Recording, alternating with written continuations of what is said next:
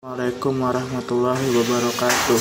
Perkenalkan, nama saya Yoga Dwi Permana, NIM 2017-240014. Saya di sini akan mempresentasikan tugas kelompok mata kuliah e-learning tentang e-learning manajemen sistem menggunakan aplikasi Google Sites. E-learning manajemen sistem itu terdiri dari isi konten. Di dalam isi konten itu terdiri dari satu, pengertian LMS. Di dalam pengertian LMS itu kita harus memahami pengertian LMS dan dapat mengerti secara lengkap. 2. Fitur-fitur LMS. Di dalam fitur-fitur LMS kita dapat mengetahui fitur-fitur LMS yang tersedia dalam salah satu aplikasinya. 3. Karakteristik LMS. Di dalam karakteristik LMS itu ciri khas LMS yang memenuhi persyaratan pendidikan, administrasi, dan penyebaran. 4. Keunggulan dan kelemahan LMS. Di dalam keunggulan LMS dan kelemahan LMS itu untuk mengetahui keunggulan dan kelemahan pada aplikasi LMS. Apa itu LMS?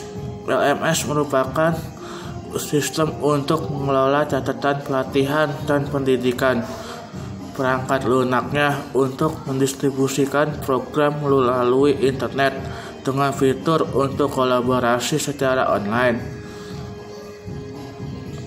LMS menurut para ahli yaitu terdiri dari menurut ahli Coats dan Tungkar tahun 2012, LMS adalah aplikasi yang digunakan untuk mengelola pembelajaran, mengirimkan konten atau konten delivery system, dan dapat melacak aktivitas daring seperti memastikan kehadiran dalam kelas maya, memastikan waktu pengumpulan tugas, dan melacak hasil pencapaian dari siswa tersebut. Dan menurut Kurzbaum 2019 dalam LMS Selection Best Practice, LMS adalah sebuah aplikasi yang berfungsi mengadministrasikan secara otomatis berbagai kegiatan pembelajaran. LMS atau yang lebih dikenal dengan Learning Management System adalah suatu perangkat lunak atau software untuk keperluan administrasi, dokumentasi, laporan sebuah kegiatan pembelajaran, mengajar, dan kegiatan secara online terhubung ke internet, e-learning, dan materi-materi pelatihannya, dan semua itu dilakukan dengan secara online. Pemanfaatan pusat sumber belajar virtual menjadikan sistem pembelajaran interaktif dan mandiri, independent learning secara kuantitatif. Program ini menghasilkan produk berupa 1. Sistem e-learning management system LMS, modul-modul cetak tentang materi-materi penguasaan kompetensi pedagogik dan kompetensi profesional. 3. Model-model multimedia interaktif yang berbasis web dan stand-alone tentang materi-materi penguasaan kompetensi pedagogik dan kompetensi profesional. Nah, di dalam fitur-fitur LMS itu terdiri dari administrasi. Administrasi dibagi menjadi tujuan dan sasaran. 2. Silabus. 3. Metode pembelajaran. 4. Jadwal kuliah. 5. Tugas. 6. Jadwal ujian. 7. Daftar referensi atau bahan bacaan. Penyampaian materi, kemudahan akses. Terdiri dari diktat dan catatan kuliah, bahan presentasi, contoh ujian yang lalu, frekuensi ask question, sumber-sumber referensi untuk pengerjaan tugas, situs-situs manfaat, artikel-artikel dalam jurnal online, penilaian ujian online dan pengumpulan feedback, komunikasi, forum diskusi online, maling ke diskusi chat. Jenis-jenis LMS. 1. Moodle. Moodle adalah sebuah nama untuk sebuah program aplikasi yang dapat merubah sebuah media pembelajaran ke dalam bentuk web. Aplikasi ini memungkinkan siswa untuk masuk ke dalam ruang kelas digital untuk mengakses materi-materi pembelajaran dengan menggunakan Moodle. Kita dapat membuat materi pembelajaran, kuis, jurnal elektronik, dan lain-lain.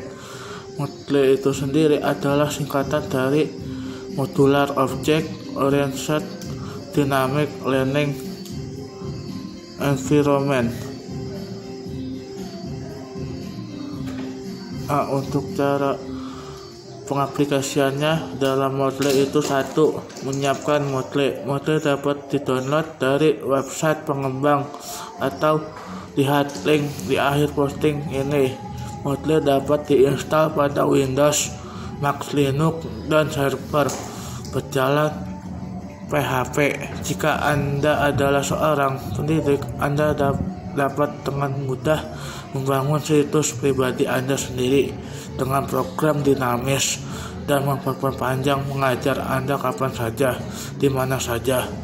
Meskipun Anda dapat menginstal Moodle gratis di server Anda sendiri, Anda bahkan dapat meminta pasangan Moodle untuk setiap sebuah situs untuk Anda. Moodle telah dikembangkan setelah 10 tahun pembangunan dan memiliki banyak ruang untuk menyediakan Anda dengan outlook disesuaikan untuk LMS Anda. Untuk administrasi LMS Moodle, Anda juga dapat melihat Moodle demonstrasi website. Cukup login sebagai guru, manajer, mahasiswa, atau instruktur melihat apa yang dapat dilakukan Moodle untuk Anda. Assalamualaikum warahmatullahi wabarakatuh. Perkenalkan, nama saya Surya Fendi dengan NIM 2019-240027. Saya akan menjelaskan tentang jenis-jenis LMS, karakteristik LMS, kelebihan dan kekurangan LMS, serta menjelaskan LMS yang telah kami buat. Yang kedua, DokeOS. DokeOS adalah jenis dari sekian banyak LMS yang berkembang. DokeOS adalah e-learning tools untuk memudahkan berbasis web. DokeOS ini free alias gratis, dan DokeOS adalah software yang dirilis oleh GNU GPL dan pengembangannya didukung oleh dunia internasional. Sistem operasinya bersertifikasi yang bisa digunakan sebagai konten dari sistem manajemen untuk pendidikan. Kontennya meliputi distribusi bahan pelajaran, kalender, progres pembelajaran, percakapan melalui teks atau video maupun video, latihan, dan tes, serta menyimpan catatan. Yang berikutnya, OLAT. OLAT adalah singkatan dari pembelajaran online dan pelatihan. Ini adalah sebuah web yang disebut sistem manajemen pembelajaran yang didukung setiap jenis pembelajaran online, pengajaran, dan les. Dengan beberapa pendidikan OLAT memiliki dukungan untuk berbagai macam e-learning, seperti IMS, IMS Content Packaging, SCORM. Dengan versi 4.0, banyak add-ons telah diperkenalkan ke sistem, yang membuatnya sangat mudah untuk memperluas fungsionalitas LMS. Dengan versi 5.0, fitur baru seperti wiki, kalender, Ajax Modus Beta, IMS KTI, dan full text cari telah dilaksanakan. Versi 6 terdiri dari layout baru dan ditingkatkan berdasarkan evaluasi. Kemudian ada Atutor. Atutor adalah sebuah LMS yang dirancang dengan kemampuan akses cepat dan kemudahan adaptasi. Admin dapat menginstal dan juga mengupdate Atutor, mengatur tema baru dengan mudah, mengembangkan semua fungsinya dengan modul fitur dengan mudah dan cepat. Siswa dapat dengan menambahkan, mengemas, dan mendistribusi ulang konten instruksi berbasis web, dengan mudah mengimpor konten paket kemasan baru, dan menggabungkan kursus secara online Siswa belajar dalam lingkungan pembelajaran adaptif. Kemudian ada Sakai. Sakai dipergunakan untuk mendukung pengajaran dan pembelajaran, kolaborasi kelompok ad hoc, dan mendukung untuk kolaborasi riset dan portofolio. Sakai bersifat dibuat dan dipelihara oleh The Sakai Community. Model pembangunan Sakai disebut Community Source karena banyak developer membangun Sakai merupakan community dari organisasi yang mengadopsi dan mempergunakan Sakai. Karakteristik LMS. LMS memenuhi persyaratan pendidikan, administrasi, dan penyebaran. Untuk pembelajaran perusahaan, corporate learning misalnya dapat berbagi banyak karakteristik dengan VLE, yaitu Virtual Learning Environment, atau lingkungan belajar virtual yang digunakan oleh institusi pendidikan. Masing-masing LMS memenuhi kebutuhan yang unik. Lingkungan belajar virtual atau VLE yang digunakan oleh universitas dan perguruan tinggi memungkinkan instruktur untuk mengolah program mereka dan bertukar informasi dengan siswa untuk kursus dalam kebanyakan kasus.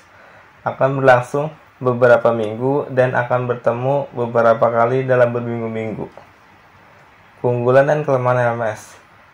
Keunggulan LMS yang pertama, menetapkan dan merekam latihan untuk staf dan LMS. Yang kedua, memudahkan pembelajaran dengan platform pembelajaran online. Yang ketiga, menggabungkan semua informasi latihan menjadi satu sistem. Yang keempat, mengurangkan biaya latihan dengan LMS. Yang kelima, meningkatkan kedisiplinan. Untuk kelemahan LMS adalah 1. Ketergantungan terhadap vendor LMS yang digunakan. Yang kedua, organisasi harus menyesuaikan proses e-learning berdasarkan LMS yang digunakan. Yang ketiga, LMS pada umumnya hanya menyangkut perencanaan, penyampaian, administrasi, manajemen, kegiatan para pembelajar serta proses pembelajaran, pembuatan publikasi, administrasi, dan manajemen materi pembelajaran yang digunakan LMS merupakan domain dari LCMS, Learning Content Management System. Dan ini adalah LMS yang kami buat. Kami membuat LMS ini menggunakan Moodle.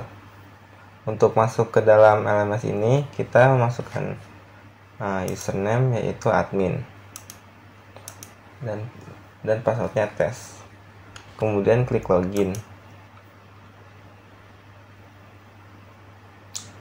Nah, ketika login, dan ini adalah tampilan untuk halaman adminnya. Untuk admin, jika ingin membuat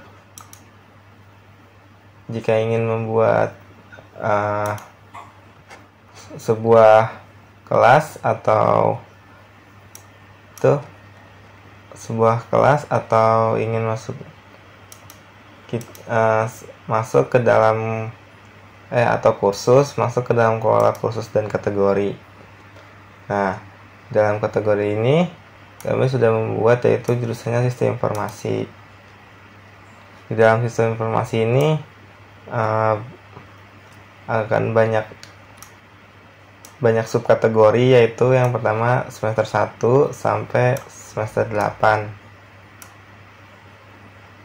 Nah, kita klik semester genap. Nah, di semester genap ini akan ada kursus yaitu mata kuliahnya beserta ID mata kuliahnya. Nah, kemudian klik pada salah satu mata kuliah. Nah, nanti akan muncul yaitu detail dari mata kuliah tersebut. Di sini ada bagiannya, itu topiknya ada pertemuan 1 sampai pertemuan 14. Nah, untuk lihat yang pengguna terdaftar ini yaitu, nah di sini sudah terlihat yaitu kami baru menambahkan siswanya.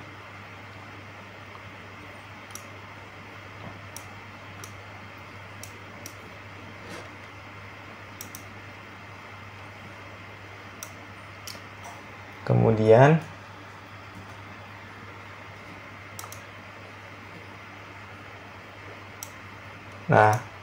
ini untuk pertemuan-pertemuannya. Untuk mengedit pertemuannya ini klik mode ubah. Nah, di mode ubah ini bisa untuk menambahkan topik baru, atau menghapus topik baru atau menyembunyikan topiknya. Nah, misal ini sebuah pengumuman yang tulisannya di sini tersembunyi dari siswa. Untuk mengaktifkannya, klik edit, yaitu klik tampilkan. Nah, ini pengumuman ini bakal tampil di siswa. Nah, untuk menambahkan sebuah topiknya, kita scroll ke bawah, diklik tambah topik. Nah, kita isi berapa topik yang akan ditambahkan. Nah, kemudian klik tambah topik. Untuk mengubah nama topiknya, klik yang icon pensil ini untuk mengubah. Nah, kalau sudah diubah, kita klik enter. Nah, untuk mengubah posisinya, misalnya ada yang salah, jika klik tanda seperti plus ini, tinggal digeser saja ke atas atau ke bawah.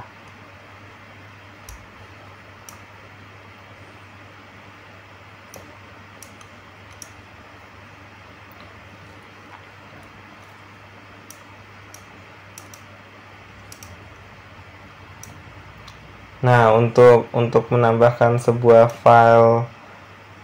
file atau video atau sebuah halaman di satu topiknya, klik tambahkan aktivitas atau sumber. Nah, di sini kita bisa menambahkan sebuah kuis, pelajaran atau penugasan, dan masih banyak lainnya.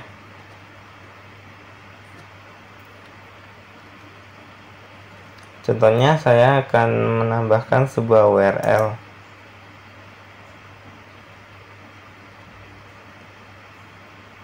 Sebuah URL ke dalam sebuah topik ke pertemuannya ketiga, yaitu yang pertama kita ketik dengan nama pengertian Moodle.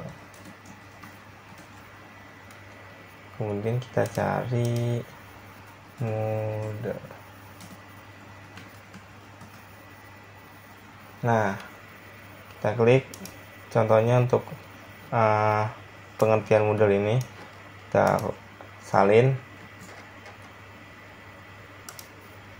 Nah, kemudian kita pilih tautan, bisa dari Wikimedia atau berkas, kemudian kita taruh linknya. Nah, untuk deskripsi bebas, bisa masukkan deskripsinya atau enggak.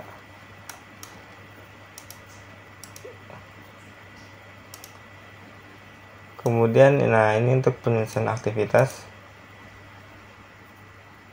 Nah, untuk menunjukkan aktivitas ini, ketika siswanya ngeklik, maka tidak terjadi apa-apa. Nah, jika siswa dapat menandai aktivitas secara manual, ketika siswa mengeklik sebuah link yang ada di kemudian dan membacanya sampai habis, maka akan ada aktivitas yang sudah dikerjakan. Kalau ini aktivitas lengkap juga kondisi terpenuhi apabila ada siswa diminta untuk mengupload atau mengerjakan sesuatu. Dan kita klik misalnya aktivitas saja, terus klik simpan, kemudian kembali ke kursus. Nah, di sini akan muncul nih pengertian Moodle ya. Nah, kalau sudah selesai menambah atau menghapus atau mengubah, kita klik matikan mode ubah. Nah, mode ubahnya sudah. Kemudian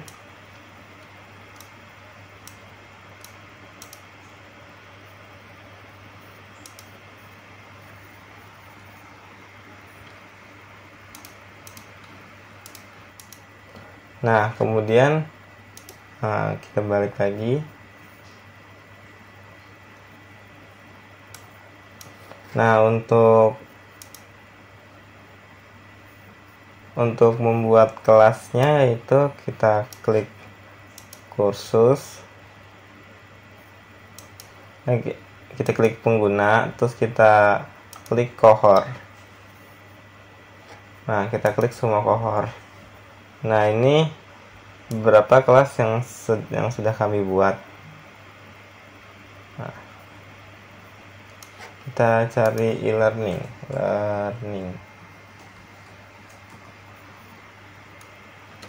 Nah, di sini ada kelas learning A sama learning B. Nah, kita jika ingin memasukkan siswa ke dalam kelas, kita klik icon yang ada gambar orangnya ini. Nah, terus kita masukin anggota-anggotanya. Nah, ini sudah kami masukkan salah satu siswa. Nah, sudah itu, jika ingin menghapusnya, klik ke kanan. Nah, yang sudah dihapus. Jika ingin tambahkan, klik tambahkan. Nah, ini dipindahkan, udah otomatis pindah. Kemudian kita kembali ke cohort. Nah,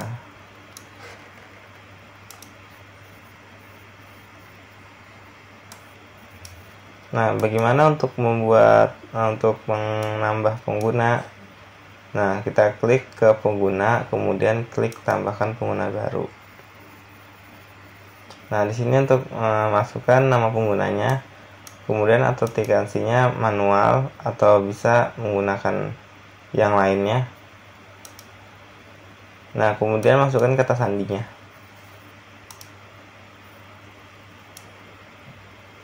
Nah, masukkan nama depan, nama akhir, dan alamat surel. Untuk lainnya ini opsional, dan deskripsi dan foto opsional. Kemudian kalau sudah, klik tambahkan pengguna. Nah, bagaimana kalau mengupload pengguna yang sangat banyak? Untuk mengupload pengguna banyak kan, kita klik upload pengguna. Nah, kemudian kita upload pengguna yang ingin diupload, bisa lewat Excel atau CSV. Kemudian klik upload pengguna.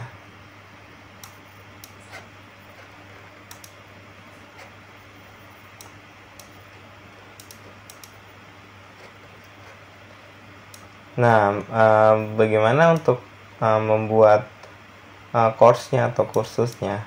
Kita klik ke khusus kategori, kemudian kita klik kategorinya atau subkategorinya.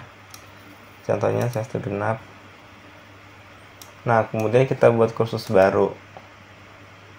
Nah, kursus baru ini kita masukkan nama kursusnya, ini nama singkat kursusnya. Nah, kemudian ini tanggal mulai dan tanggal akhirnya.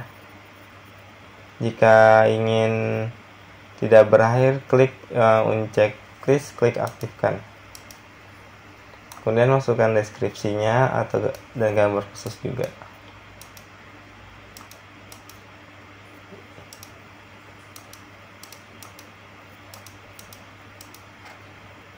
Kemudian klik simpan kembali dan simpan dan tampilkan.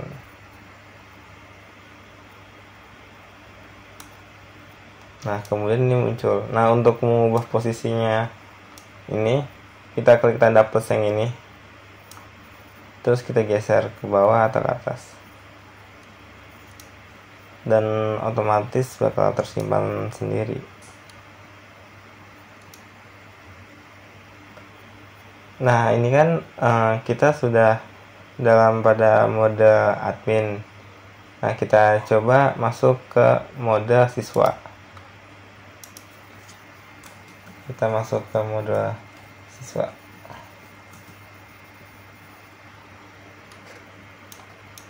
Kita masukkan siswanya, itu NIM-nya 2019-24-0027, dan masukkan passwordnya, klik login. Nah, ini kita masuk sebagai siswa. Nah, tadi kan siswanya udah masuk ke dalam kelas e-learning, maka ini akan muncul tampilan e-learning sendiri. Kemudian kita klik e-learningnya. Nah, di e-learning ini muncul topik-topik yang tersedia. Nah, di sini juga muncul pengumumannya. Tadi kan kita klik muncul pengumuman. Coba kita matikan.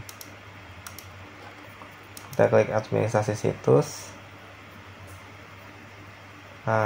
Klik kursus. Klik kursus dan kategori. Kita pilih kategorinya, pilih subkategori. Terus kita pilih kursusnya.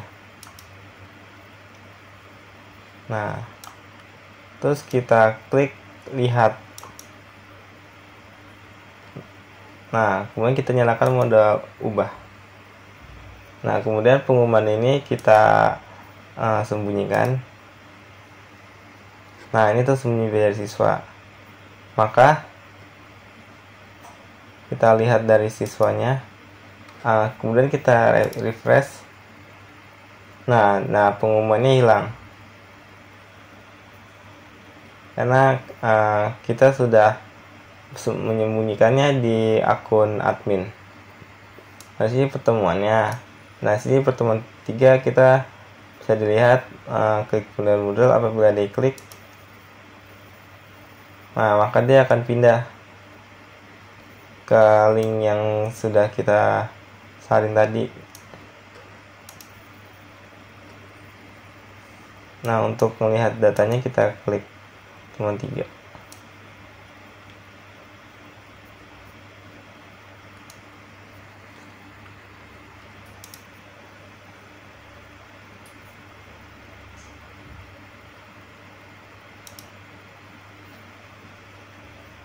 Kemudian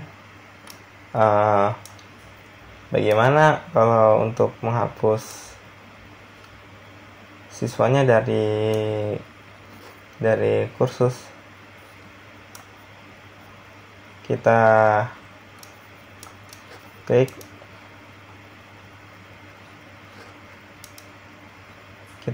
klik pengguna terdaftar, kemudian kita hapus pendaftaran khusus. Nah, apabila kita hapus user ini, nah, apakah Anda ingin membatalkan pendaftaran? Apabila pendaftaran khusus dihapus, nah, maka si user yang ini tidak dapat masuk ke dalam kursus e-learning lagi. Nah, di sini jadi kosong. Untuk memasukkannya lagi, klik daftarkan pengguna. Klik yang bagian pilih kohor atau kelas. Kita cari. Nah, kemudian kita cari kelas e-learning A. Nah, terus dasarkan pengguna kohor yang dipilih. Nah, siswa yang ada di kohor akan terdaftar. Kemudian kita masuk ke dalam siswanya. Nah, ini kan tidak ada. Lalu kita tambahkan lagi, kemudian kita refresh. Nah, ini sudah ada kursusnya. Kita klik lagi.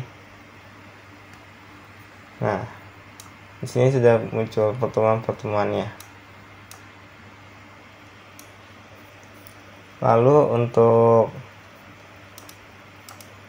untuk upload kohornya, kan tadi kan kohornya ada banyak tuh.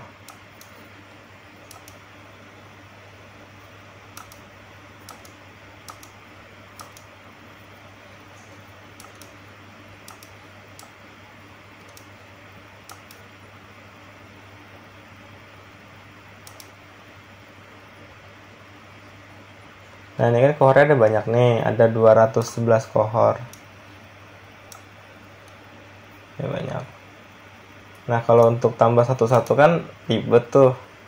Harus ngisi dulu, ini dulu. Kalau untuk itu kita unggah kohor saja. Nah, kita buat di Excel nama-namanya, terus kita upload ke sini.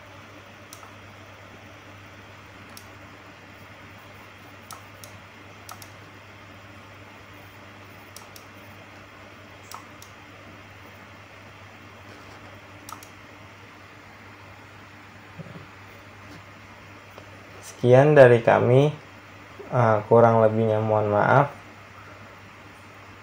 Wassalamualaikum warahmatullahi wabarakatuh.